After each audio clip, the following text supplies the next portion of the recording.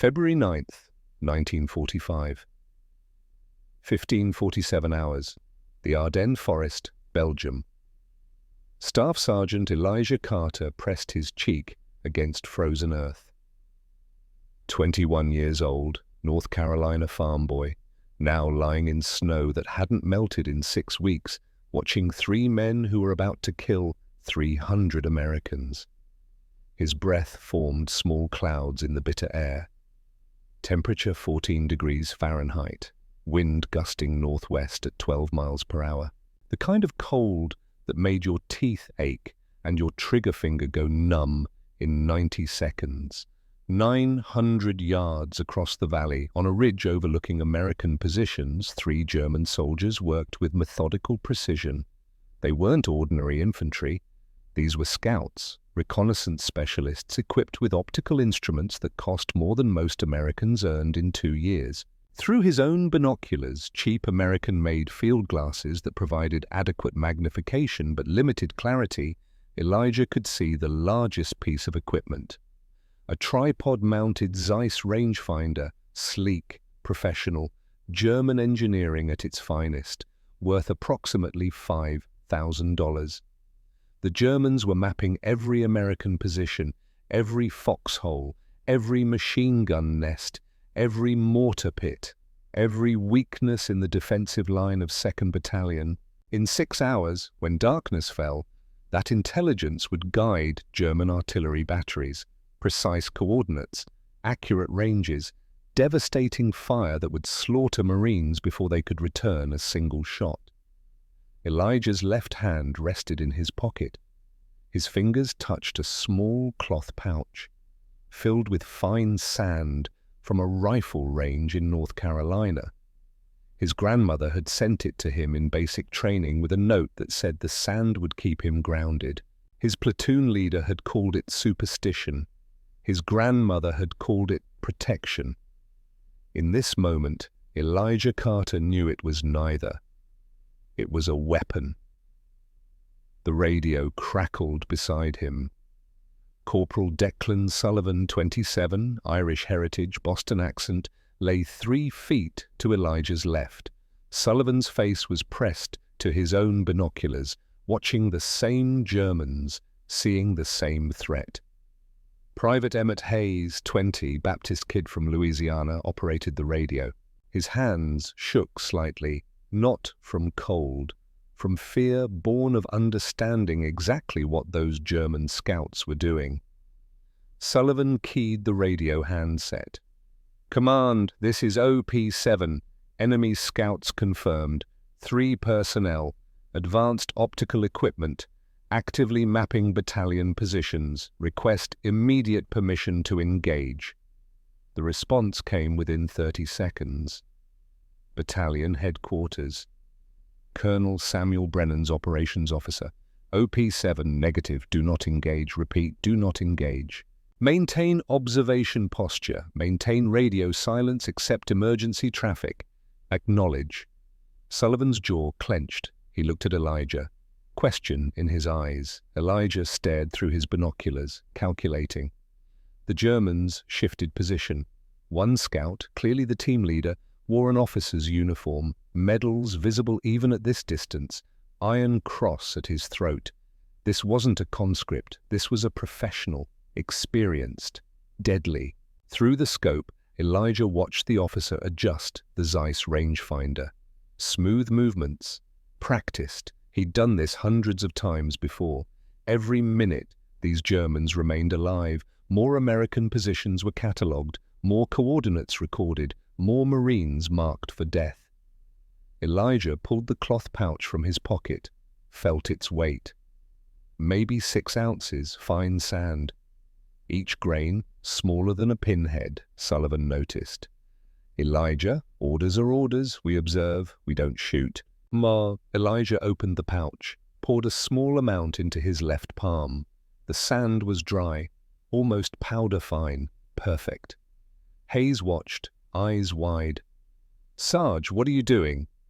Elijah didn't answer immediately. He was counting, not numbers, consequences. If he obeyed orders and didn't fire, The Germans would complete their reconnaissance. Tonight's artillery barrage would kill an estimated 60 to 80 Americans, maybe more. The battalion would be devastated before the real assault began.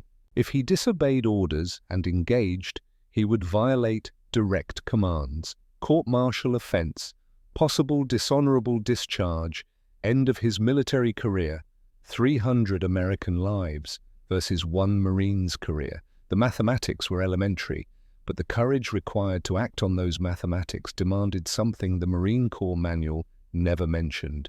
It demanded choosing right over safe. Elijah Carter made his decision. He turned to Sullivan and Hayes. In the next 4 minutes, I'm going to violate direct orders. I'm going to engage those scouts. You two had nothing to do with this decision. After it's done, report exactly what happened.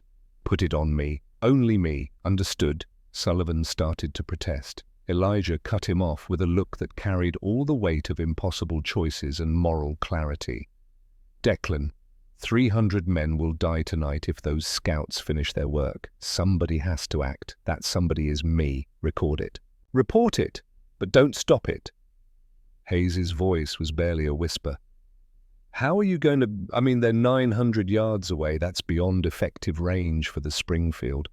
And we can't see them clear enough to... I see them clear enough. Elijah settled into shooting position. Springfield rifle braced against a fallen log. Stable, solid.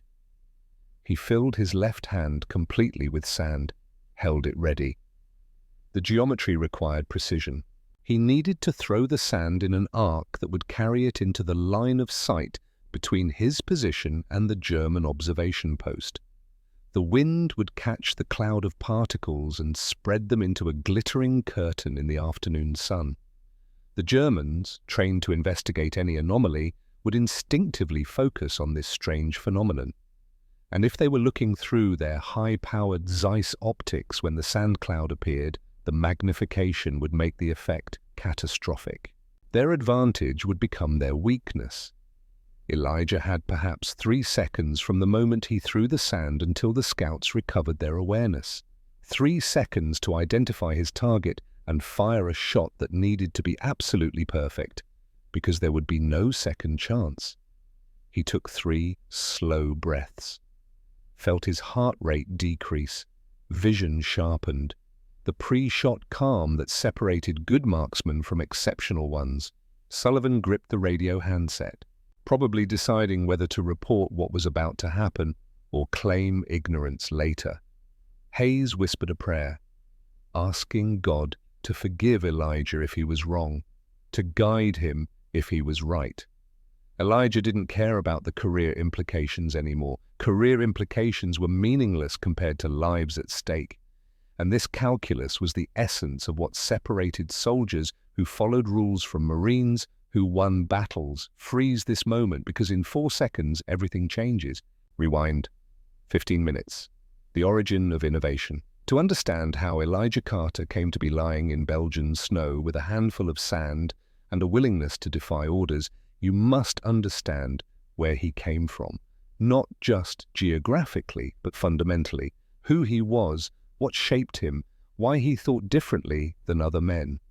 Summer 1943, Marine Corps Base, Camp Lejeune, North Carolina. The discovery that would save 300 lives began with an act of cruelty. Private Jenkins, a thick-necked recruit from Kentucky, didn't like that a black Marine had outshot him on the rifle range. Jenkins had grown up hunting, considered himself an expert marksman, natural talent.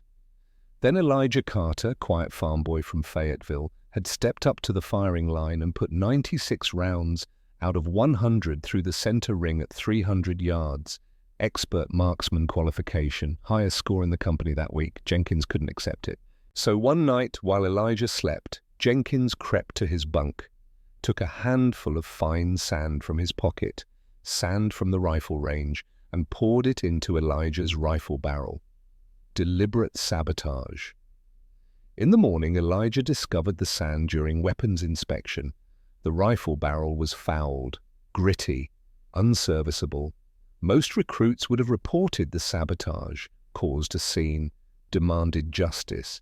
Elijah Carter did something different. He disassembled the rifle completely, cleaned every component with meticulous care, used compressed air to blow out every grain of sand from the barrel, the bolt assembly, the trigger mechanism.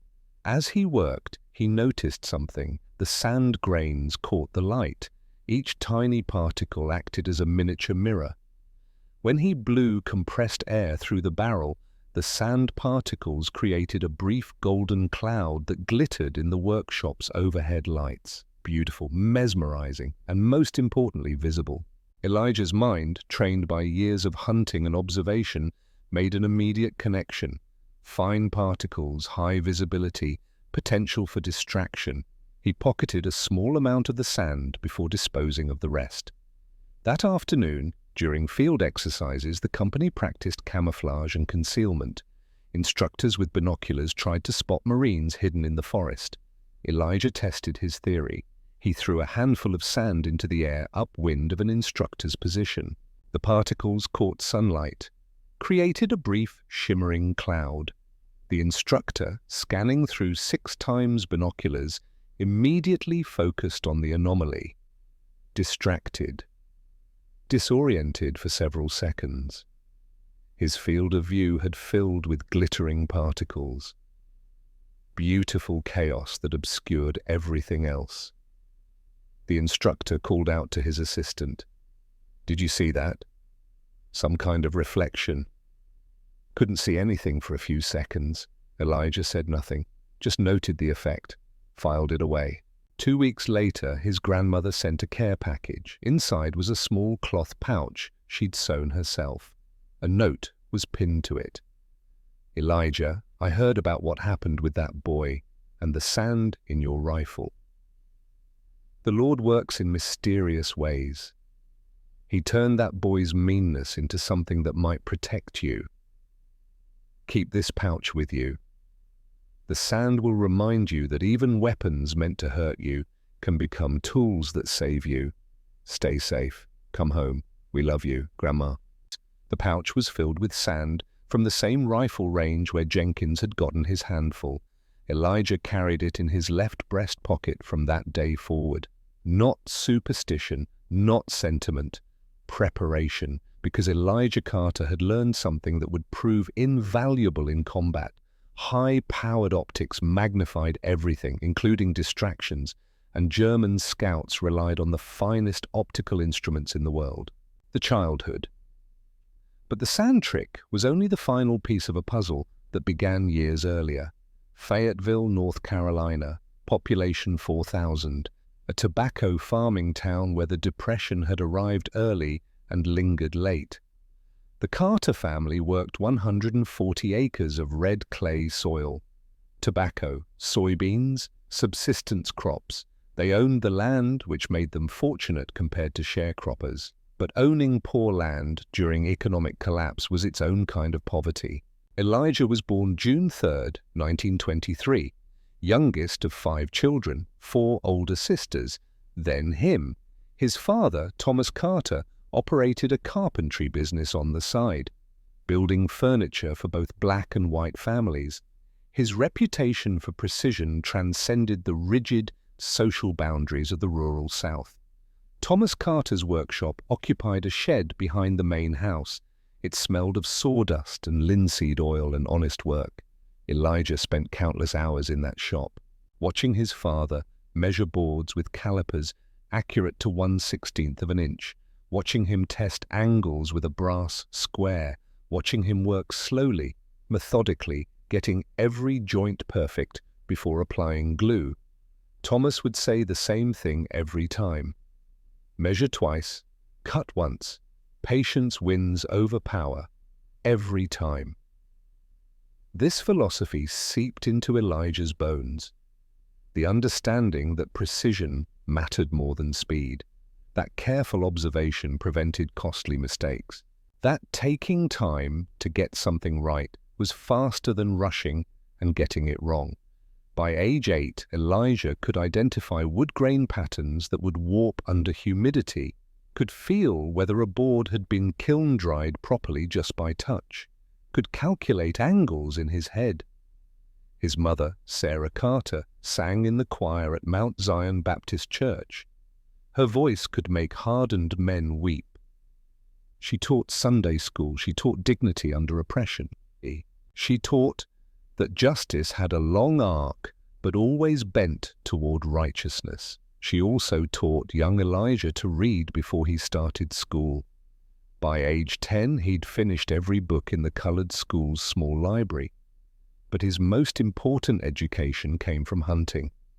The Carter family ate based on what Elijah could shoot. Squirrels, rabbits, the occasional deer if they were lucky. A missed shot meant less food on the table, so Elijah learned not to miss. By age 12, he could estimate range by eye within 25 yards, could calculate bullet drop for his .22 rifle at any distance under 300 yards, could compensate for wind by watching how grass bent and leaves moved. His party trick at family gatherings: someone would toss a coin 15 feet in the air. Elijah would shoulder the rifle, track the coin's arc, fire at the apex. The coin would drop with a hole through its center. Not showmanship, mathematics, physics, practice. Understand the trajectory, lead the target. Squeeze the trigger at the precise moment when bullet path and target position intersected. His sisters called him Eagle Eye. His father called him Patient. His mother called him Blessed.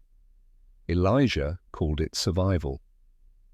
In 1941, he finished 11th grade. The colored school didn't offer 12th grade.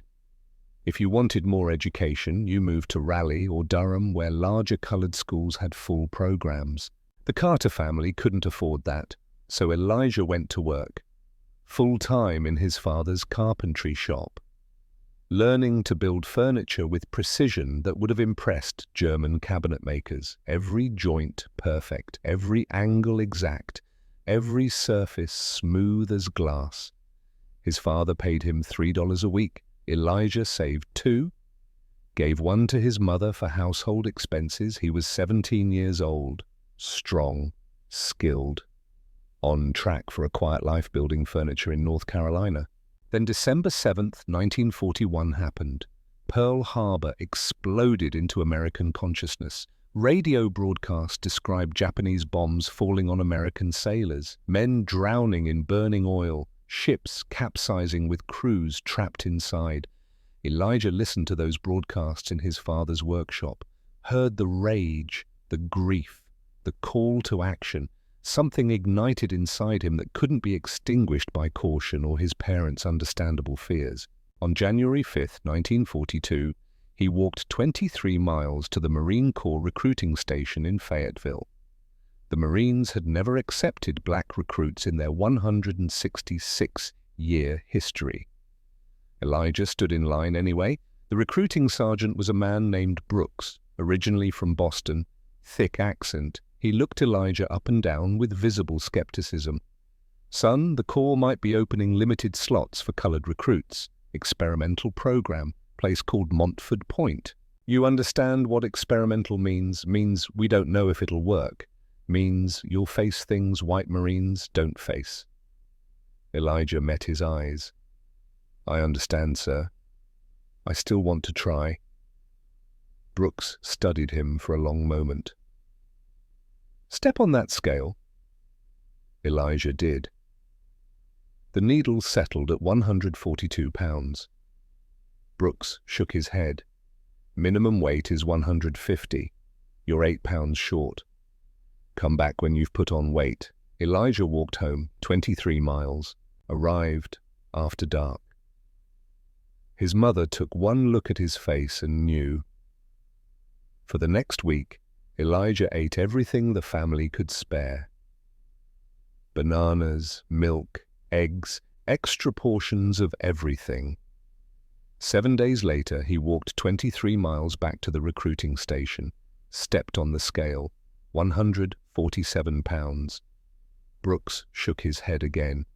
"Still short, son. 3 pounds. I can't." Elijah didn't move from the scale. "Sir, I walked 46 miles total to stand here twice. I'll walk 46 more if I have to, but I'm not leaving until you give me a chance." Brooks stared at him. Something shifted in the sergeant's expression. "Step off the scale for a minute." Elijah did. Brooks glanced around the office, made sure no one was watching. Then he bent down and picked up a small sandbag used as a doorstop. Maybe 5 pounds. He handed it to Elijah. "Put this in your jacket pocket, inside, so it doesn't show." Elijah understood immediately, but he hesitated. "Sir, isn't that—" "The Marine Corps doesn't need big bodies, son. We need big hearts. You walked 46 miles to join an organization that's never wanted your kind. That tells me you've got the heart. Now step on that damn scale so I can process your paperwork before I change my mind." Elijah put the sandbag in his inside jacket pocket, stepped on the scale, 152 pounds. Brooks marked it down in official records. "Congratulations, recruit. You're now the property of the United States Marine Corps. Report to Montford Point, North Carolina, April the 15th, 1942. Don't make me regret this." Elijah signed the papers. His hand didn't shake. That night his mother cried. His father gripped his shoulder without speaking. His oldest sister said simply that some doors had to be kicked open, and Elijah might as well be the one doing the kicking.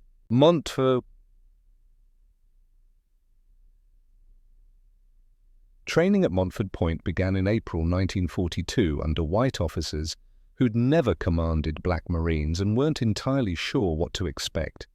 Elijah found himself in a strange experimental space where excellence was simultaneously demanded and doubted. The first week, a gunnery sergeant named Dawson, originally from Alabama, thick drawl, made his position clear. "I don't know if colored boys can be Marines. We're going to find out. You will be held to the exact same standards as white recruits. No exceptions, no lowered bars. You either make it or you don't." What Dawson didn't say, but every recruit understood, they would be scrutinized more harshly, every mistake magnified, every success questioned. Elijah qualified expert marksman with the Springfield rifle on his first range day, 96 out of 100 possible points at 300 yards. Dawson stared at the target with visible confusion, walked out to examine it personally, checked for evidence of someone else shooting, found none. He returned to the firing line. "Maybe you got lucky, Carter." Elijah's voice was respectful but firm. "Request permission to fire again, gunnery sergeant." Dawson's eyes narrowed. "Granted." Elijah loaded another clip, settled into position, controlled his breathing, fired 10 rounds, 98 out of 100. Dawson said nothing. Just marked the score in his book and moved to the next recruit. But word spread. The quiet kid from North Carolina could shoot. By week 4, other recruits started calling him Lucky, delivered with sarcasm by some, genuine respect by others. Elijah accepted it without comment. He knew the nickname would stick regardless of how he felt about it. He made corporal in 9 months. Unusual for the Montford Point program, most black Marines remained privates and PFCs for years. The promotion came with assignment to Scout Sniper Training, a new program the Marine Corps was developing to formalize what had previously been informal battlefield craft. The training was brutal, not just physical, psychological. Days spent motionless in uncomfortable positions, learning to control breathing, heart rate, bladder, learning to observe without being observed, learning to think like prey while acting like predator. The instructors noted something unusual in Elijah's approach. Most snipers focused purely on shooting. Marksmanship, breathing control, trigger discipline. Elijah studied everything: the physics of ballistics, wind patterns, light refraction, temperature effects on powder burn rates, how humidity affected bullet trajectory. One instructor, a captain who'd fought in the Pacific, pulled Elijah aside after a classroom session. "Carter, why do you ask so many questions about the science?" "Sir, I need to understand why things work. Not just that they work. Understanding why lets me adapt when conditions change." The captain nodded slowly. That's good thinking, Marine. Keep doing that. Elijah kept the cloth pouch of sand with him through every training exercise. It reminded him of home, of his grandmother's wisdom about turning weapons into tools, and it reminded him of the discovery he'd made about high-powered optics and visual distractions. He tested the principle several times during escape and evasion exercises, throwing small handfuls of sand to temporarily blind instructors using binoculars. It worked every time. The instructors thought he was just throwing dirt to create concealment. Elijah knew better. He was exploiting a fundamental weakness in optical magnification. Arrival in Belgium. By January 1945, Elijah had been promoted to Staff Sergeant, 21 years old, one of the youngest non-commissioned officers in 2nd Marine Division. The division arrived in Belgium in mid-January as the German Ardennes offensive finally stalled. Hitler's desperate gamble to split Allied forces and capture Antwerp had failed, but the Germans weren't finished. 2nd Battalion was tasked with holding defensive positions near the village of Krinkelt. Strategic high ground. If the Germans wanted to attempt another push westward, they'd have to come through this sector. The Marines dug in during cold that made every task excruciating. 14 degrees Fahrenheit. Frozen ground required picks and axes to penetrate. Foxholes took hours to dig instead of minutes. Elijah was assigned to an observation post with 2 other Marines. Corporal Declan Sullivan, 27, Irish heritage, Boston accent, professional, by the book, 3 years of combat experience in the Pacific, Guadalcanal, Tarawa, Peleliu. He'd seen things that aged men before their time. Private Emmett Hayes, 20, Louisiana, Baptist, scared but trying hard not to show it. This was his first real combat posting. He'd trained stateside while others fought overseas. Now he was here, in the frozen hell of Belgium, facing Germans who'd been fighting since 1939. The 3 of them occupied a position in a thick copse of pine trees about 800 yards ahead of the main defensive line. Their job was simple: watch for German movement. Radio warnings back to battalion headquarters. They had no heavy weapons, just their rifles, a radio, binoculars, and orders to observe, report, and withdraw if the enemy advanced in force. For 3 days, they watched the ridgeline across the valley where German positions began. Occasional movement, distant engine sounds suggesting armor being repositioned. On the morning of February 9th, Sullivan spotted something, a glint of reflected sunlight near a destroyed farmhouse on the German side of the valley. All 3 Marines immediately understood what it meant. Elijah studied the position through his binoculars. 2 figures, maybe 3, positioned among the rubble, about 900 yards away. Even at this distance, he recognized the methodical scanning pattern of trained scouts working a sector. Professional reconnaissance, systematic, deadly. Sullivan was already on the radio. "Command, this is OP-7, enemy scouts observed. Grid coordinates Echo 73942. Advanced optical equipment visible. Currently mapping our positions. Request permission to engage." The response came quickly. OP-7, negative. Do not engage. Enemy scouts are attempting to provoke return fire to pinpoint positions. Maintain observation. Report any changes. Acknowledge. Sullivan acknowledged, then looked at Elijah. "Orders are clear, Sarge." And Elijah continued watching through his binoculars. The Germans weren't trying to provoke fire. They were gathering intelligence. Every minute they remained unmolested was another minute spent cataloging American positions. Hayes whispered, "Maybe we should just stay hidden, let them look at empty forest." Elijah shook his head slowly. "The defensive line isn't empty forest, Emmett. It's 300 men in foxholes. German optics will identify every position as clearly as if we'd marked them with flags."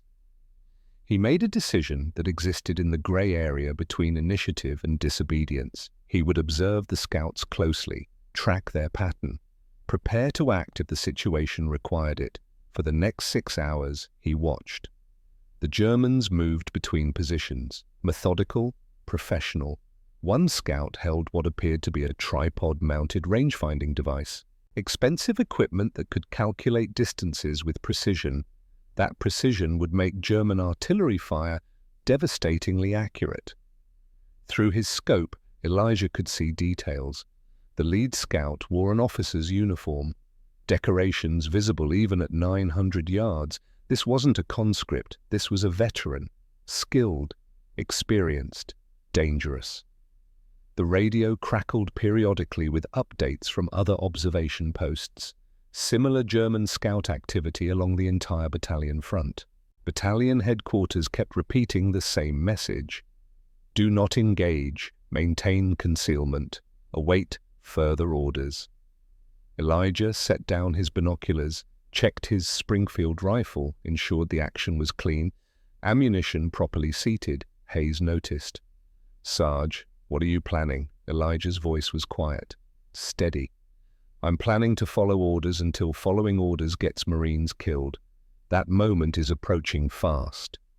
The German scouts shifted position around 3 in the afternoon, moved to better vantage points, set up their tripod-mounted equipment. This was professional work by skilled soldiers using cutting-edge military technology. And they were doing it with impunity because American doctrine had tied Marine hands with regulations that made sense in theory but failed catastrophically in practice. The sun began its winter descent. Shadows lengthened across the valley. Elijah knew that once darkness fell, the German scouts would withdraw with their intelligence. Tonight's artillery barrage would target every position they'd mapped. Command posts, machine gun nests, supply points, mortar pits, coordinates, ranges, precision fire, 60 to 80 casualties estimated, maybe more, before the real battle even began. Sullivan was on the radio again, voice tight with frustration. Command OP-7, enemy scouts completing reconnaissance. Estimate they have mapped 70% of battalion positions. Strongly recommend immediate action. The response from battalion was the same. OP-7, do not engage without authorization. Maintain current posture. Elijah made his decision in that moment, a choice based not on orders or doctrine, but on battlefield calculus and moral clarity about responsibility. He turned to Hayes and Sullivan. I'm going to remove those scouts. Orders be damned. 300 Marines don't deserve to die, so regulations can remain pristine. This is my decision alone. After it's done, document exactly what happened. Put it on me, only me. Sullivan started to protest. Elijah cut him off with a look. Declan? We both know what happens if those scouts finish their work. We both know the casualty estimates. Somebody has to act. That somebody is me. He reached into his left breast pocket, pulled out the small cloth pouch, the sand his grandmother had sent him. Sand that had started as a weapon used against him. Sand that had become a tool for protection. Hayes watched with confusion as Elijah untied the drawstring. Fine beige grains, perfect for the plan forming in his mind. The technique came from training, from observation, from understanding that expensive German optics had a fundamental weakness. High magnification made them vulnerable to visual disruption, and Elijah Carter was about to exploit that weakness with nothing more than sand and sunlight. The named enemy. Through the scope of his Springfield rifle, Elijah Carter studied the German officer commanding the reconnaissance team. The man moved with precision. Economy of motion, years of training evident in every gesture. He adjusted the tripod-mounted rangefinder with expert hands, scanned sectors methodically, made notes in a small field book. This wasn't some frightened teenager drafted into Wehrmacht service. This was a professional soldier, veteran, decorated. At 1500 hours, the radio crackled with intercept intelligence. Battalion signals team had broken German communications. The voice from headquarters was tense. All observation posts, be advised. Enemy reconnaissance team is led by Major Klaus Richter. Repeat, Major Klaus Richter. Eastern Front veteran, 89 confirmed kills against Soviet forces, Iron Cross, first-class recipient, former optical engineer at Zeiss factory in Jena before the war. He designed some of the equipment he's currently using. Consider him extremely dangerous. Extreme caution advised. Sullivan looked at Elijah. Jesus, they sent their best. Elijah kept his eye to the binoculars, watching Richter work. 89 Soviet snipers dead. A man who understood optics at the engineering level, who'd survived the Eastern Front where life expectancy for German soldiers was measured in weeks. And now he was 900 yards away, systematically mapping positions that would guide tonight's artillery fire. Through the binoculars, Elijah could see Richter's face clearly enough now. Mid-30s, sharp features, confident, a man who knew his capabilities and trusted his equipment. The Zeiss Dienstglas 10x50 binoculars hanging around his neck probably cost more than Elijah's father earned in 3 years of carpentry work. The tripod-mounted rangefinder was precision German engineering. Glass lenses ground to tolerances measured in microns, superior equipment, superior training, superior experience. Richter represented everything the German military did well: technical excellence, professional competence, ruthless efficiency. Hayes whispered, "How do we fight that, Sarge? Guy's a legend, equipment worth a fortune, and we're Marines with a job to do." Elijah lowered his binoculars. His mind was working through calculations. Not just ballistics, strategy. Richter's strength was his equipment. The finest optical instruments in the world gave him capabilities American forces couldn't match, but strength could be weakness. Dependency on technology created vulnerability. And Elijah Carter had spent 2 years learning exactly how to exploit that vulnerability. The pressure cooker.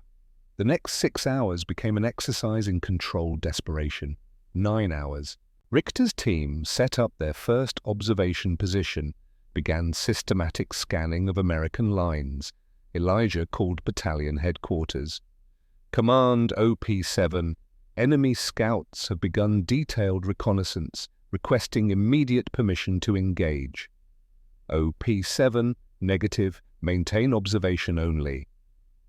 9:47 hours. Richter moved to a second position, better angle, clearer view of 2nd Battalion's left flank. Through binoculars, Elijah watched him make detailed notes, sketch positions in his field book. The meticulous work of a professional who understood that accuracy saved German lives and cost American ones. Sullivan tried again. "Command OP-7, enemy is mapping machine gun positions, heavy weapons being catalogued. This intelligence will guide their artillery. Strongly recommend immediate action." OP-7, orders unchanged. Do not engage. Enemy is attempting to provoke defensive fire to identify your positions. Maintain discipline. Sullivan slammed his fist into the frozen ground, quietly.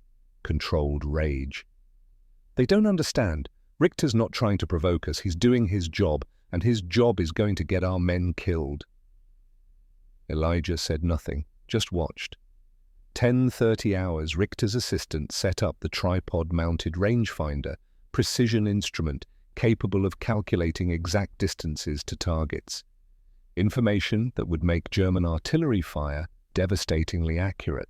Elijah began making calculations on a small piece of paper. Mathematics of death. Richter's team mapping rate, approximately 50 positions per hour. Time remaining before darkness, 6 hours. Total positions that would be mapped, 300. 2nd Battalion had approximately 300 Marines in defensive positions. If Richter completed his reconnaissance, German artillery would have precise coordinates for every American position. Historical data from previous battles indicated that surprise artillery barrages with detailed intelligence achieved casualty rates between 20 and 30%. 20% of 300 was 60 casualties, 30% was 90. before a single German infantryman crossed the line of departure for their assault. Elijah showed his calculations to Sullivan and Hayes. Sullivan stared at the numbers. 60 to 90 men dead because we followed orders not to shoot. Hayes's voice was barely audible. That can't be right. Command is following doctrine, Elijah said. Doctrine says don't reveal your positions. Doctrine makes sense when the enemy doesn't already have equipment capable of finding those positions without provocation. But Richter has Zeiss rangefinders. He doesn't need us to fire. He can see us anyway. 11:45 hours. Radio reports from other observation posts confirmed similar German scout activity along the entire battalion front. The reconnaissance wasn't isolated, it was coordinated, systematic, professional preparation for a major assault. Elijah tried once more. Command OP7, request permission to engage enemy scouts. Enemy force is conducting systematic reconnaissance in preparation for assault. Engagement now would disrupt their planning and save friendly casualties. Long pause. Then Colonel Samuel Brennan's voice came directly over the radio. Unusual for a battalion commander to speak directly to an observation post. OP7, this is actual. I understand your concern. Orders remain unchanged. Do not engage. We will rely on defensive preparation and counter-battery fire.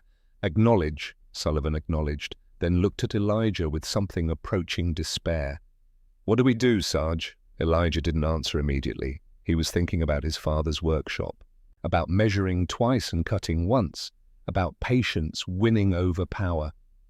But there was a difference between patience and paralysis. Patience was waiting for the right moment to act. Paralysis was failing to act when action was required. 12:30 hours, Richter completed mapping the left flank. Moved to center positions. His efficiency was remarkable. Every movement purposeful. No wasted effort. Through the scope, Elijah could see him conferring with his assistant, pointing at American positions, making notes, professional competence in service of killing Americans. Hayes was praying quietly, asking God for guidance, for wisdom, for courage. Sullivan was on the radio again, requesting permission to engage, getting denied again. Elijah touched the cloth pouch in his pocket. The sand had been meant as a weapon against him, Jenkins pouring it into his rifle barrel. Sabotage born of racism and jealousy. But that weapon had become a tool, a discovery, an advantage. Sometimes the things meant to destroy you could save you, if you were smart enough to recognize the opportunity. 1300 hours. Battalion headquarters broadcast to all observation posts. All units, be advised, enemy scouts are attempting provocation tactics. Do not engage. Repeat, do not engage. Maintain camouflage discipline. Trust defensive preparation. Sullivan looked at Elijah. They still don't get it. No, they don't. Elijah made his decision, not rashly, not emotionally, deliberately, with full understanding of consequences. Declan, Emmett, listen carefully. In approximately 2 hours, I'm going to violate direct orders. I'm going to engage Major Richter and his team. This is my decision, mine alone. When this is over, you will report exactly what happened. You will state clearly that I acted against orders, that you advised against it, that I proceeded anyway. Understood? Hayes looked terrified. Sarge, they'll court-martial you. Dishonorable discharge, maybe prison. Maybe, but 60 to 90 Marines will be alive. That's a trade I can live with. Sullivan's face was conflicted. Duty versus survival. Orders versus results. Elijah, I've been in the Corps for 6 years. I've never disobeyed a direct order. Never. If I don't report this immediately, then don't report it immediately. Report it after. Right now, I need you to trust me. Trust that I've thought this through. Trust that I wouldn't risk my career unless I was certain it was necessary. Sullivan struggled with it. Years of training, years of discipline. The Marine Corps built men who followed orders without question. But it also built men who thought, who adapted, who recognized when situations exceeded the parameters of existing doctrine. Finally, Sullivan nodded. I'll report after, but I'm noting in my log that I advised against this action." "Noted, Emmett." Hayes wiped his eyes, fear and faith warring in his expression. "I trust you, Sarge. If you say it's necessary, I believe you. But I'm still gonna pray you're making the right call." "Pray all you want. I'll take any help I can get." The physics lesson. 1400 hours. Richter moved his team to their final observation position, elevated ground, clear view of the entire American defensive sector. This was it. The position from which he would complete his reconnaissance, gather the last pieces of intelligence needed for tonight's artillery mission. Elijah began his own preparation. First, he needed to understand exactly what he was facing. He'd studied German optical equipment during sniper training. The instructors had shown captured Zeiss binoculars, explained their advantages: superior glass quality, better light transmission, wider field of view at high magnification. The Zeiss Dienstglas 10x50 that Richter carried represented the pinnacle of German optical engineering: 10 power magnification, 50mm objective lenses, cost approximately $5,200 in American currency. By comparison, Elijah's American-made M36x30 binoculars cost $18. The difference wasn't just price, it was capability. Richter could see details at 900 yards that Elijah struggled to identify at 600. Richter could operate effectively in low-light conditions where American optics became nearly useless. Richter had every advantage except one: high magnification created vulnerability.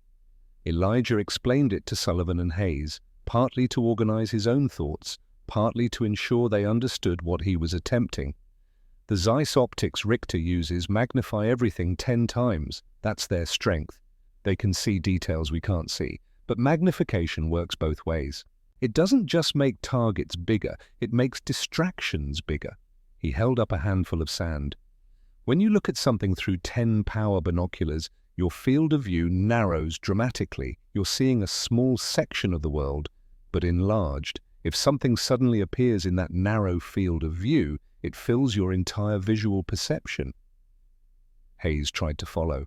So if I throw sand in the right trajectory, and if Richter is looking through his Zeiss optics, when the cloud appears in his field of view, he'll see thousands of glittering particles, each particle catching sunlight, each one acting like a tiny mirror. Sullivan understood immediately. It'll blind him, temporarily. Not blind, disorient. For maybe 2-3 seconds, his optics become a liability instead of an advantage. His high-powered lenses magnify the distraction, fill his field of view with visual noise, and in those 2 or 3 seconds, you take the shot. Elijah nodded. I take the shot. He began sketching diagrams in the dirt, showing angles, trajectories, physics. The sand needed to be thrown high enough to catch afternoon sunlight. The arc needed to carry it into the line of sight between his position and Richter's. Wind would spread the particles into a cloud. From Richter's perspective, looking through 10 power magnification, the cloud would appear enormous, suddenly filling his lenses with glittering chaos. Human optical response to sudden bright stimulation, instinctive focus. Try to identify what caused it. Reaction time approximately 2 to 3 seconds before recovery. In those 3 seconds, Elijah needed to identify his primary target through his own scope, compensate for wind, which was gusting 12 miles per hour from the northwest, compensate for bullet drop at 900 yards, which would be approximately 24 inches, with his ammunition and elevation, aim for center mass on a target he could barely see clearly through inferior American optics. Fire and hit.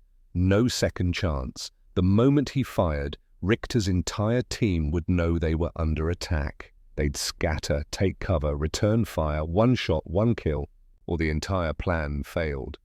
Sullivan looked at the diagrams. Elijah, the margin for error here is non-existent, I know. And you're confident you can make this shot? Elijah met his eyes.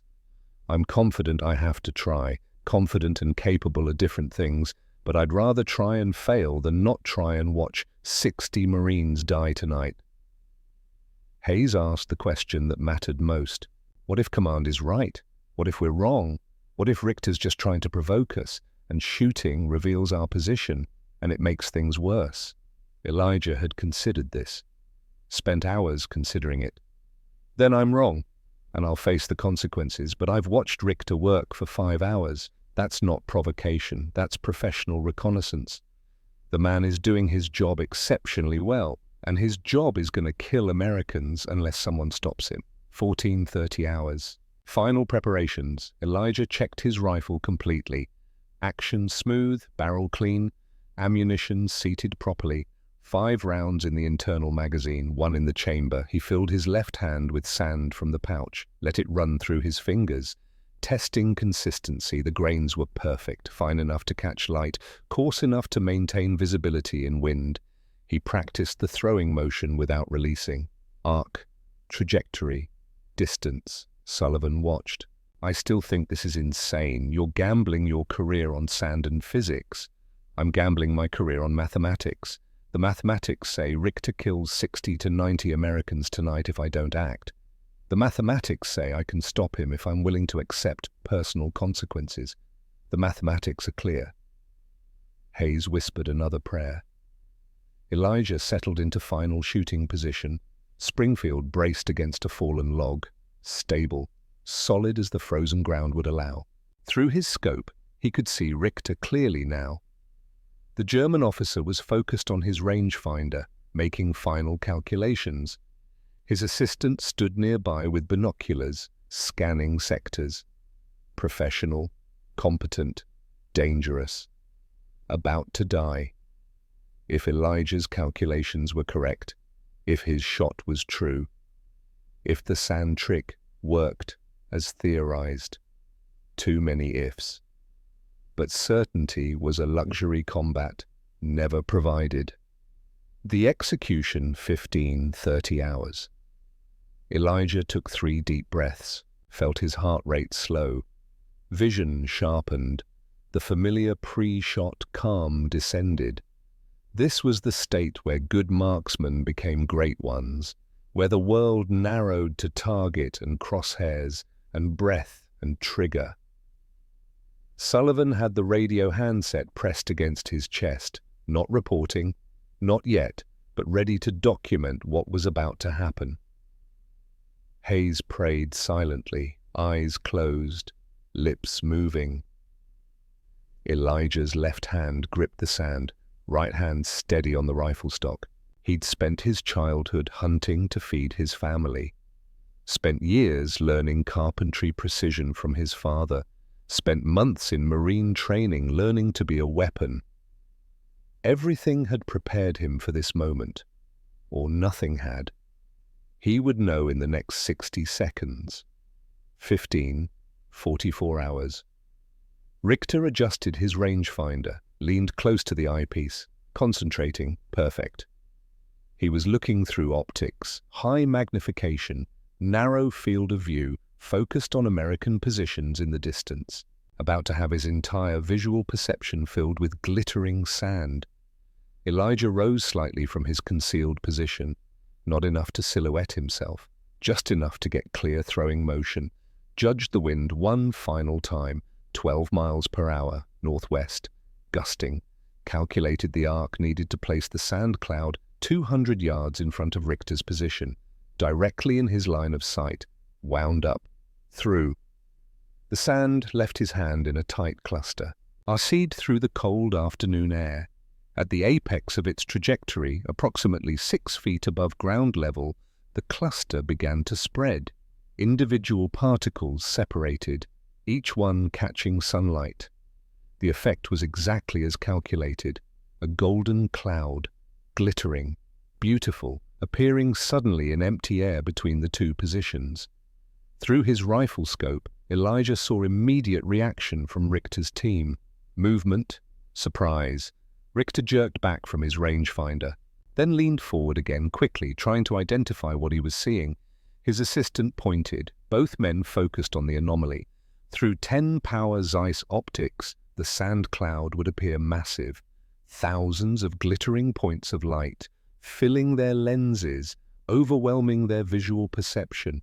What is that? Where did it come from? What caused it?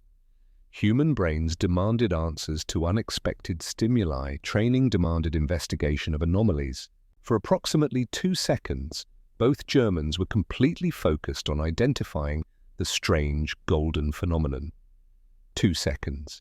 Elijah had his crosshairs centered on Richter before the sand reached its apex. The German officer was leaning into his rangefinder, trying to understand what his expensive Zeiss optics were showing him. A cloud of gold, glittering particles, impossible to identify. Elijah's breathing was controlled, slow, steady, crosshairs on center mass. Wind 12 miles per hour, right to left, compensate 6 inches, distance 900 yards, bullet drop 24 inches, aim high. Richter's Iron Cross was visible through the scope. Decoration earned killing Soviet soldiers on the Eastern Front, about to become a target point. Elijah exhaled halfway, held it, felt the rifle settle, solid, steady. Finger took up trigger slack. Smooth pressure, no jerk, no flinch. The Springfield cracked. Recoil pushed back into his shoulder. Familiar? Expected.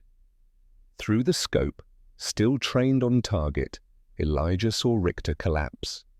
Center mass hit. The German officer went down instantly. No drama, no theatrics.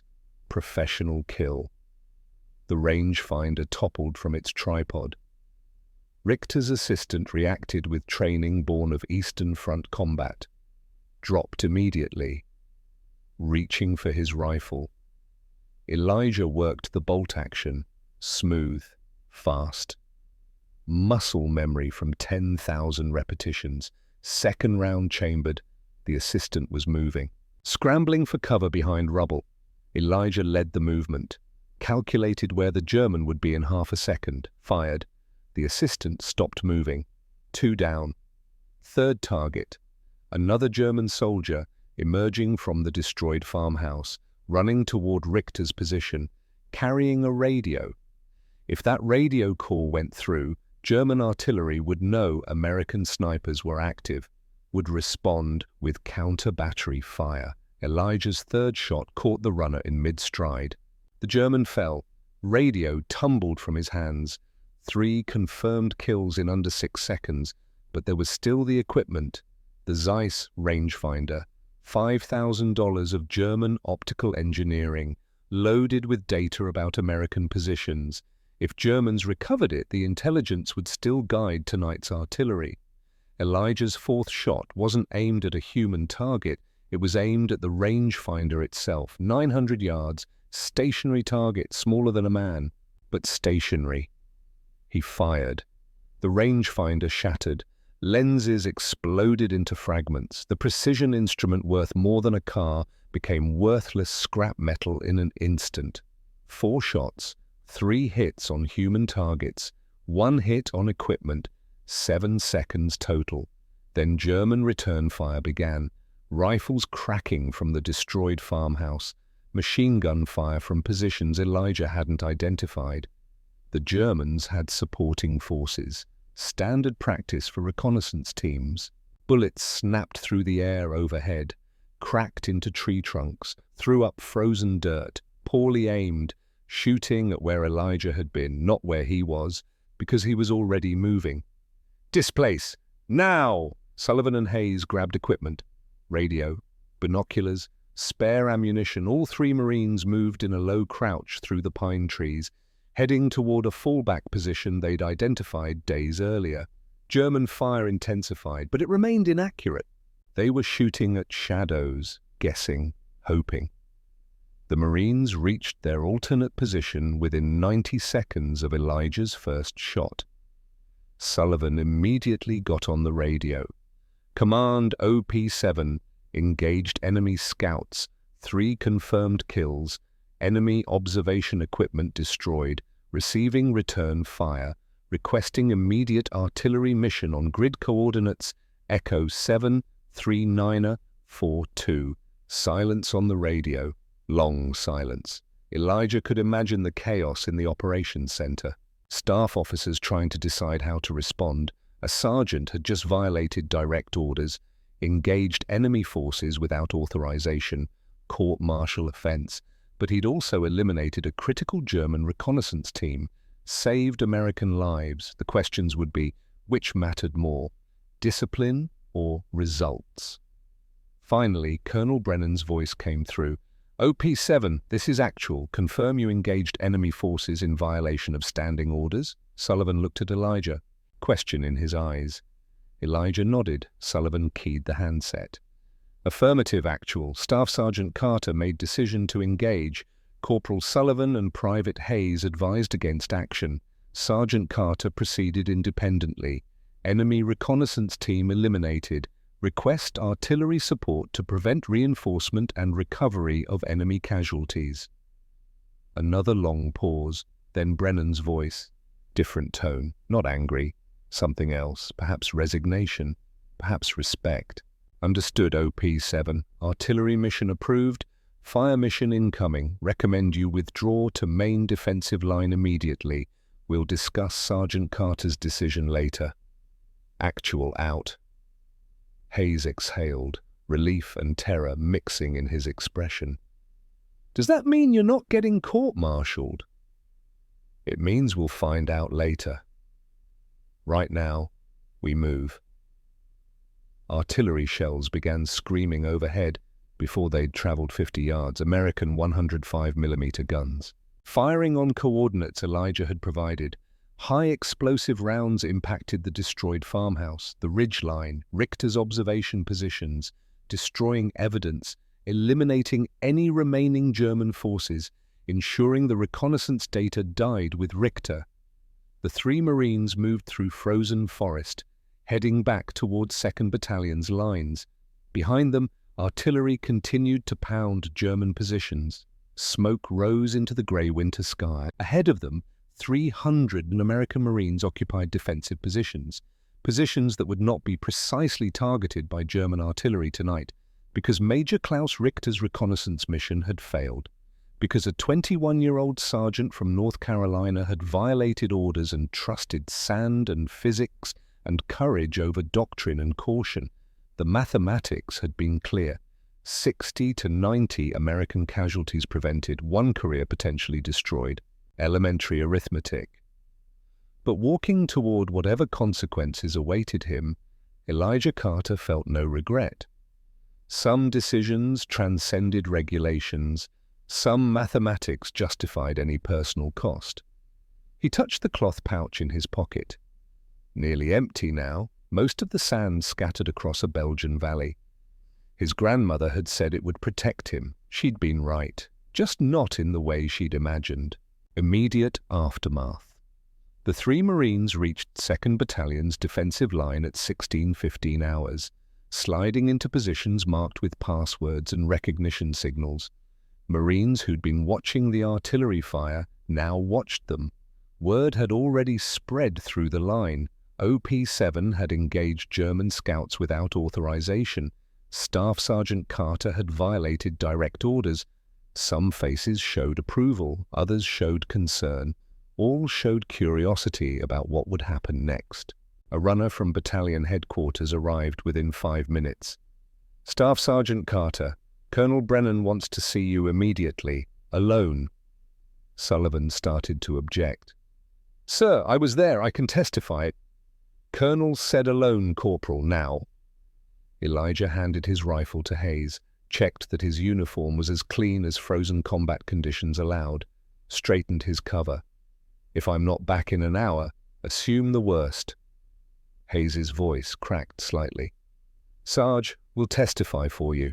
We'll tell them you saved You'll tell them exactly what happened. The truth. Nothing more, nothing less. Elijah followed the runner through the defensive positions, past foxholes where Marines watched with expressions ranging from sympathy to judgment, past machine gun nests and mortar pits, past the battalion aid station where a doctor was treating minor injuries from German harassment fire. The battalion command post was a reinforced bunker dug into a hillside. Logs overhead, sandbags. Radio antennas, the nerve center of 2nd Battalion's operations. Inside, maps covered every surface. Radios crackled with traffic. Staff officers moved with purposeful urgency. Colonel Samuel Brennan stood at the main map table. 48 years old, lean, grey at the temples, Distinguished Service Cross from the Pacific. Professional Marine officer with 26 years of service. He looked up when Elijah entered. "Staff Sergeant Carter, you're dismissed, Lieutenant." Close the door. The operations officer left. The door closed. Silence. Brennan stared at Elijah for what felt like a full minute. His expression was unreadable. Not angry, not pleased. Something more complex. Finally, he spoke. "At ease, Sergeant. This isn't a formal proceeding, not yet anyway." Elijah relaxed slightly, hands behind his back, eyes forward. "Explain to me, in your own words, why you violated a direct order not to engage enemy forces." Elijah had prepared for this, not rehearsed, just considered what truth needed to be spoken.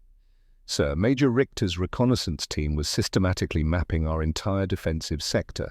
Based on their equipment and methodology, I calculated they would complete detailed intelligence by nightfall. Historical data suggests artillery barrages guided by such detailed reconnaissance achieve casualty rates between 20 and 30%. For a battalion of 300 Marines, that represents 60 to 90 casualties, before the main assault even begins." Brennan's expression didn't change. "You calculated this?" "Yes, sir. I have the mathematics written down if you want to verify." "I'm sure you do. Continue." "Sir, I assessed that engaging the reconnaissance team while violating orders would prevent those casualties. I recognized this decision could end my career. I accepted that consequence as preferable to preventable American deaths." Brennan walked around the map table, closer to Elijah. "You made a command decision, Sergeant. You assessed the tactical situation, evaluated the threat, determined that standing orders no longer served their intended purpose, and you took independent action." "Yes, sir." "That's what officers do, not sergeants." "Yes, sir. I understand that." Another long pause. Brennan turned to look at the map. Battalion positions marked in blue, known German positions in red. The destroyed farmhouse where Richter had operated was circled. Major Klaus Richter was one of the most effective reconnaissance officers in the Wehrmacht. 89 confirmed kills on the Eastern Front. Optical engineer before the war. The man you killed was, by all accounts, exceptional at his job. "Yes, sir." "His reconnaissance would have guided German artillery tonight. We've intercepted communications confirming that. The assault was planned for 2100 hours, artillery preparation beginning at 2030. Detailed fire mission based on Richter's intelligence." Elijah said nothing, waited. Brennan turned to face him directly. "You saved between 60 and 90 American lives, Sergeant Carter.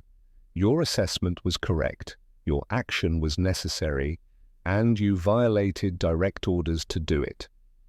The silence stretched. "Sir, I accept whatever punishment." I'm not punishing you, Sergeant. I'm promoting you." Elijah's expression broke for the first time. "Sir?" Brennan's face showed something that might have been a sad smile. "Gunnery Sergeant Carter, effective immediately, you're being assigned to Division Headquarters to train scout snipers in adaptive tactics. Someone at Division read the after-action report. Read about your SAND technique. Read about your independent decision-making. They want you teaching other Marines how to think like you do." Elijah struggled to process this. "Sir, I violated orders." "You did. And in doing so, you demonstrated exactly the kind of thinking the Marine Corps needs, but rarely admits it needs. War isn't fought by doctrine alone, Gunnery Sergeant. It's fought by men who understand when doctrine serves victory and when victory requires something else. Brennan walked to his desk, picked up a folder. I could court-martial you. By the book, I should court-martial you, but by the book, 60 Marines die tonight. So I'm choosing to recognize that sometimes the book is wrong. He handed the folder to Elijah. Your promotion orders, Silver Star recommendation, citation reads, for conspicuous gallantry and intrepidity in action against enemy forces, through exceptional initiative and tactical judgment, prevented significant friendly casualties by eliminating enemy reconnaissance capability. It's carefully worded, doesn't explicitly mention violating orders, but it acknowledges what you did. Elijah took the folder. His hands were steady, but his mind was reeling. Sir, I don't know what to say. Don't say anything, just understand something, Gunnery Sergeant. What you did today can't become standard practice. Military discipline requires orders be followed.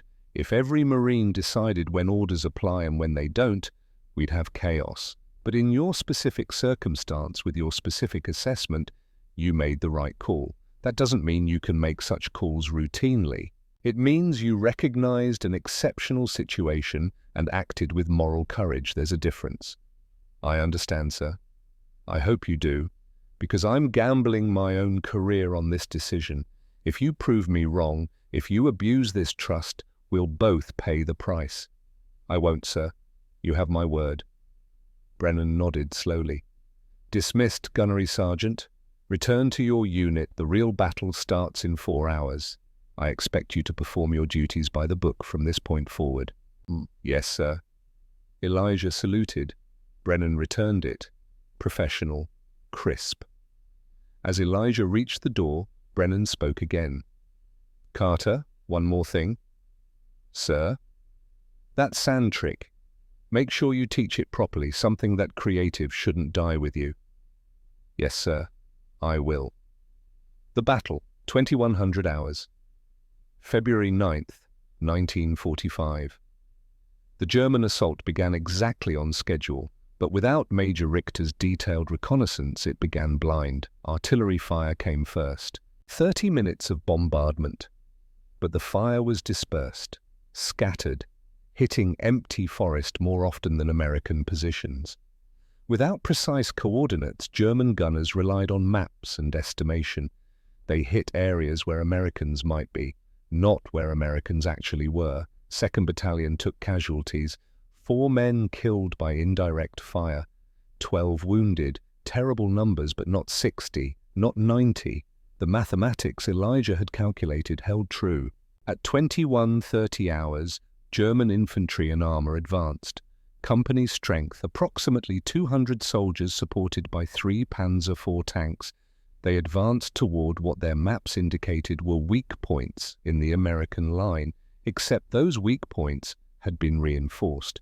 Because without Richter's reconnaissance confirming they were weak, battalion staff had repositioned forces based on their own assessment. The Germans hit prepared positions, Marines waiting with interlocking fields of fire, machine guns positioned to create killing zones, mortars with pre-registered coordinates. The assault lasted 90 minutes. It was brutal, close-range fighting in darkness and snow, Germans advancing with determination born of desperation, Americans defending with stubborn refusal to yield ground. At 2300 hours, the German assault collapsed. They withdrew, leaving their dead, leaving 1 destroyed panzer, leaving their wounded who couldn't be carried. American casualties, 4 killed in artillery, 3 killed in ground assault, 15 wounded. German casualties, estimated 80+ killed, unknown number wounded, 1 tank destroyed, 2 damaged. Tactical victory, defensive success, achieved because 2nd Battalion fought from positions the enemy couldn't precisely target. Because Major Klaus Richter's reconnaissance had been interrupted by a 21-year-old sergeant with a handful of sand. Dawn. The photographs. February 10th, 1945. 700 hours. The battlefield in morning light looked different, less chaotic, more sad. American patrols moved through no man's land, recovering wounded who'd survived the night, identifying dead, collecting intelligence from German casualties. Elijah was part of the patrol. Standard procedure for scout snipers. Examine the ground you defended. Learn from what you see. They found Richter's body near the destroyed farmhouse. He lay on his back, eyes closed. A German medic had attempted treatment. Bandages around his chest, but the wound had been immediately fatal. Center mass, the heart. A quick death. Professional shot. The patrol sergeant, a man named Martinez, rolled the body slightly, checking for documents. Intelligence value. Carter, this your kill? Yes, Sergeant. Clean shot. He didn't suffer. That should have been comforting. It wasn't. Martinez searched Richter's uniform, found a leather wallet in the breast pocket, opened it. Military identification papers, Wehrmacht officers' credentials, and photographs. Martinez studied them briefly, then looked at Elijah. You should see these. Elijah didn't want to, but he took the wallet. 3 photographs, worn from being carried, edges softened by handling. First photo, Klaus Richter in civilian clothes, no uniform, smiling, genuinely happy, arm around a woman, blonde, pretty, bright eyes. They stood in front of a house, garden visible behind them, wedding photo perhaps, or engagement. Elijah stared at it. Richter looked different without the Iron Cross and Wehrmacht decorations, just a man, in love, building a life. Second photo, the same woman, holding an infant. Baby couldn't be more than a few months old. Wrapped in white cloth, the woman's expression was pure joy. Written on back in German, Greta und Markus, December 1943. Greta, wife, Markus, son. December 1943. 14 months ago, the child would be nearly 2 years old now. Would grow up without a father. Because Elijah had put a bullet through that father's heart at 900 yards. Third photo, an elderly couple, standing together. The man had Richter's eyes. The woman had his smile. Parents, probably. Proud of their son. The decorated officer. The optical engineer turned warrior. They would receive a telegram soon. Killed in action, defending the fatherland. They would never know the details, never know their son died mapping American positions through a Zeiss rangefinder he'd helped design before the war. Never know he'd been killed by an American sniper using sand to exploit the very optics Klaus had engineered. The irony was terrible. Elijah carefully placed the photographs back in the wallet, closed it, set it on Richter's chest. Sullivan had appeared beside him. Those his family? Yeah. Wife, son, parents. You okay? Elijah looked at the frozen ground, at the destroyed farmhouse, at the valley where yesterday he'd made an impossible choice. He was a soldier doing his job, Declan, like us, following orders, serving his country. The difference is I saw him first, got him before he got us. That's war. You saved 300 Marines, Elijah. I know, his voice was quiet. And I killed a husband and father. Both things are true. War doesn't let you feel simple about anything. Martinez called from ahead. Carter, we need to keep moving. Graves registration will handle the bodies. Elijah started to walk away, then stopped, turned back. He picked up the wallet again, removed the photograph of Greta and Markus, folded it carefully, put it in his own pocket. Sullivan watched. Why are you taking that? So I remember. So So I never forget that the 3 men I killed yesterday weren't just targets. They were people, with families, with lives. Killing them was necessary, but it wasn't simple, and I need to carry that weight. He walked away, leaving Richter's body for the burial detail. Behind him, the photographs remained, evidence of a life ended, a family incomplete, a son who would grow up asking about a father he'd never remember, necessary but not proud. That was the burden Elijah would carry for 58 years. The German investigation. What Elijah didn't know was what happened on the German side after Richter's death. February 10th, 1945. German command post, 5 kilometers behind the lines. Oberst Werner Hoffmann, regimental intelligence officer, read the after-action reports with growing concern. Major Klaus Richter, dead. Gefreiter Hans Müller, dead. Gefreiter Paul Schmidt, dead. Zeiss Dienstglas, 10 times 50 rangefinder, destroyed. All reconnaissance data lost. Hoffmann interviewed the few German soldiers who'd been in supporting positions. Describe what you saw. Herr Oberst, we saw nothing, no muzzle flash, no indication of enemy position. Major Richter and his team were simply eliminated. Professional work. You heard the shots. Yeah, 4 shots, 3 men down. 1 shot destroyed the equipment, rapid fire. Exceptional marksmanship. Direction? Unknown, Herr Oberst. The sound echoed through the valley. Could have come from anywhere. Hoffmann made notes. He wrote his assessment. Enemy sniper eliminated reconnaissance team at extended range. No position identified. Method unknown. Recommend extreme caution for all future reconnaissance operations. Enemy possesses capabilities exceeding standard American sniper doctrine. By February the 15th, German intelligence had collected similar reports from other sectors.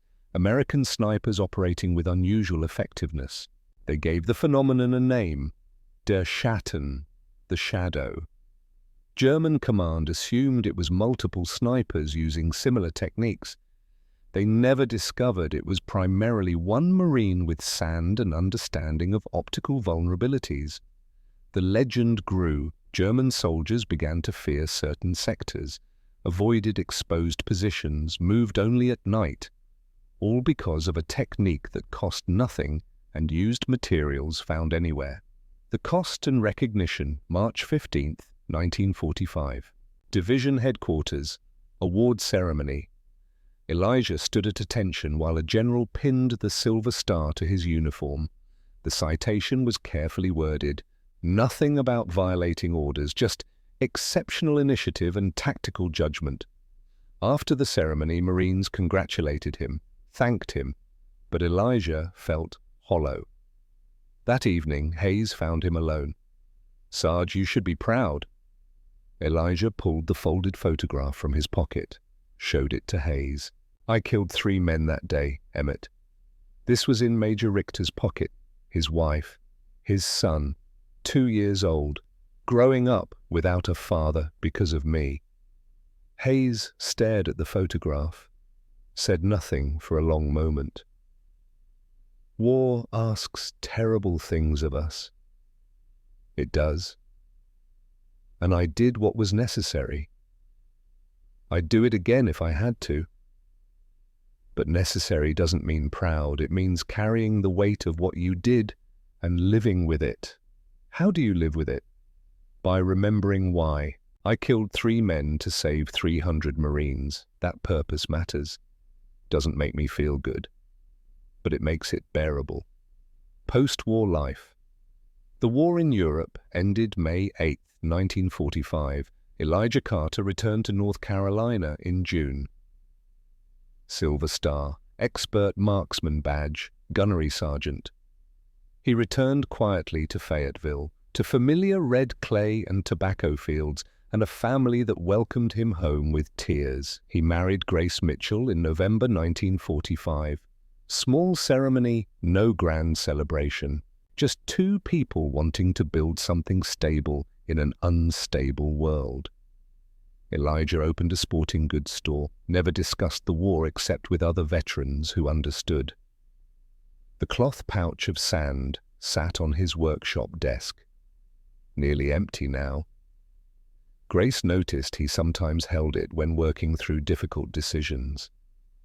The photograph of Greta and Marcus stayed in his wallet. Hidden. Private. A reminder of cost. 1974. The Marine Corps study. 29 years later, the Marine Corps studied the Krinkelt action. Elijah was invited to Quantico to speak at a symposium on tactical decision-making. He spoke about the difference between blind adherence and principled interpretation of orders. At Krinkelt, I recognized that the order to maintain concealment no longer served its purpose. The order was being undermined by enemy capabilities. I had to choose: follow orders and watch Marines die, or violate orders and accept personal consequences. A young captain asked, "How do we teach when to violate orders?" You don't teach it with checklists. You teach Marines to think, to understand purpose behind orders. Then you trust them. Sometimes they'll be wrong, but thinking Marines win battles.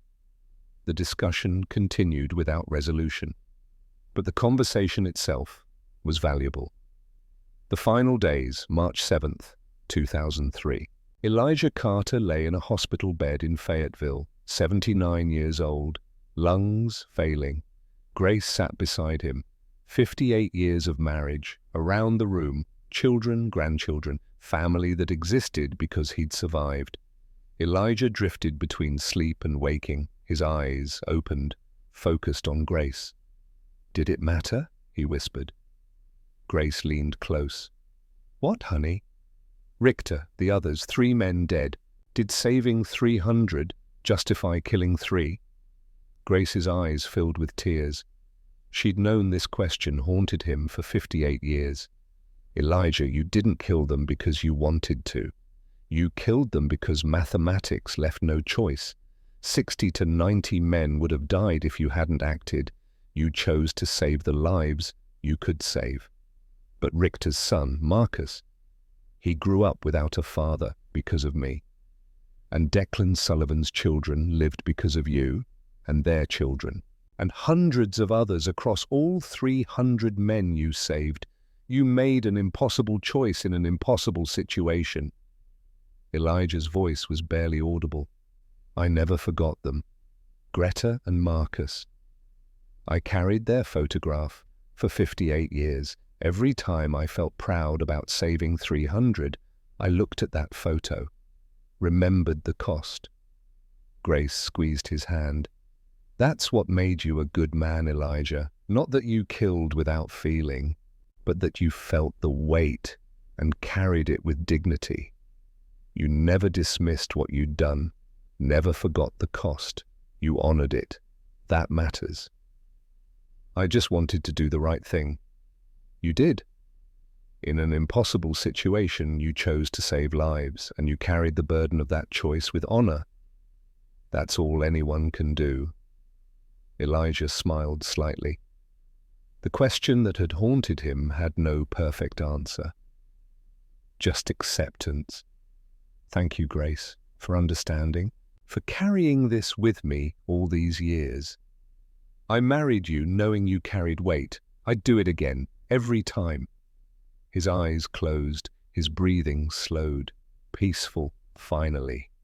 At 16:47 hours, Elijah Carter died, not free of burden, but at peace with it.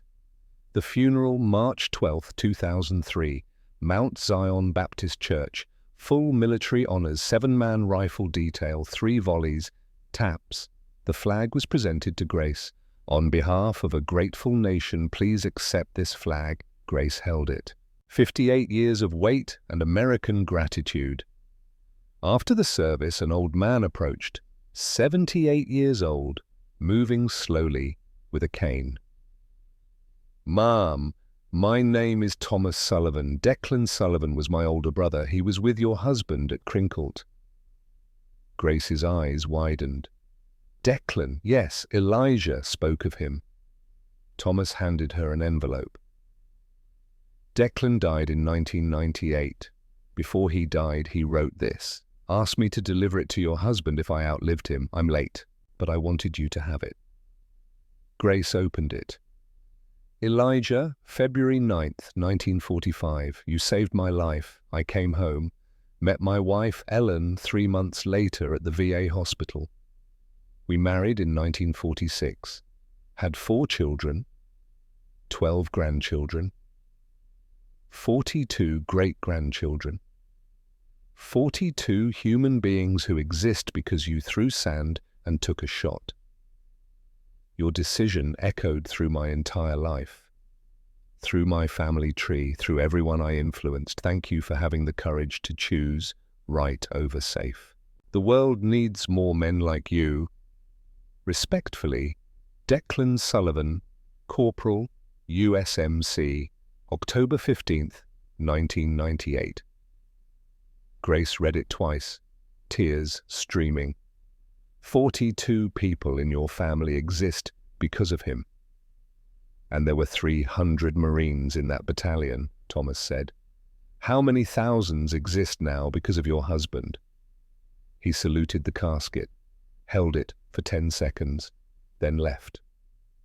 Grace sat alone, understanding finally the full weight her husband had carried, the weight of 3 lives taken, the weight of 300 lives saved, the weight of knowing his decision had rippled through time in ways he could never fully measure. The Legacy 2020 Marine Scout Sniper School, Quantico, Virginia. Instructor Staff Sergeant Williams stood before a class. Today we're teaching the Carter distraction, named after Gunnery Sergeant Elijah Carter, 1945. He demonstrated the principle, exploiting enemy optical vulnerabilities through environmental manipulation. 3 seconds. That's your window. Carter's lesson wasn't about sand specifically, it was about understanding enemy capabilities well enough to turn strengths into weaknesses. A student asked, "What happened to Carter?" Survived the war, went home to North Carolina, raised a family, died in 2003, humble man, carried the burden of what he'd done with dignity. Other veterans had to tell his story because he wouldn't. Williams gestured to a display case. Inside, a small cloth pouch, nearly empty. A few grains of sand. Label. Used by Gisshit Elijah Carter, February 9th, 1945. Donated by Carter family, 2005. Several Marines lingered at the case. Looking at the pouch, one whispered, 300 people lived because one man thought instead of just obeyed. He touched the glass. That's what I want to be. Closing. The sand was just sand. The trick was just a trick. But the decision to use them at the right moment for the right reasons, with full acceptance of consequences, that was everything. Elijah Carter never wanted to be a hero. He just wanted to protect his fellow Marines. But in choosing right over safe, necessity over comfort, thinking over blind obedience, he became something more. February 9th, 1945. One decision, one handful of sand, 3 men killed, 300 lives saved, and a lesson that echoes still. Sometimes courage means accepting terrible burdens to prevent greater tragedies. Elijah Carter was that man, a farm boy who became a Marine, who learned to turn weapons into tools, who killed 3 men to save 300, who carried photographs of the family he'd destroyed alongside memories of the families he'd saved, who came home and lived quietly with both weights. That is legacy. Lives lived, families raised, futures created. All because one man made the right choice in the hardest moment and carried that choice with dignity for 58 years to Gunnery Sergeant Elijah Carter. And every Marine who knows when to follow orders and when to follow conscience. We remember, we honor, we tell your story, because some histories are too important to remain forgotten.